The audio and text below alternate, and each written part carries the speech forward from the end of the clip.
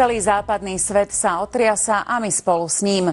Nejde pritom o novú prírodnú apokalypsu, ale o ekonomiku. Jej nedávny prepad spôsobil u nás opäť vyššiu nezamestnanosť a už nám hrozí ďalšia kríza.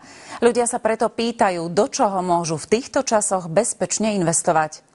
Jedna smutná správa. V Domaňovciach v okrese Levoča dnes zabíjala po domácky vyrobená kosačka. 54-ročná žena doplatila na poškodený kábel vlastným životom. Na pomoc jej pribehli susedia a záchranári ju oživovali viac ako hodinu, no všetko bolo márne. Zomrela po zásahu elektrickým prúdom.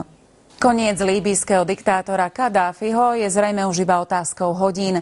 Jeho sídlo ostreľujú rebeli a snažia sa ho zvrhnúť. Tyran ale odoláva a vojaci ho bránia s zubami nechtami.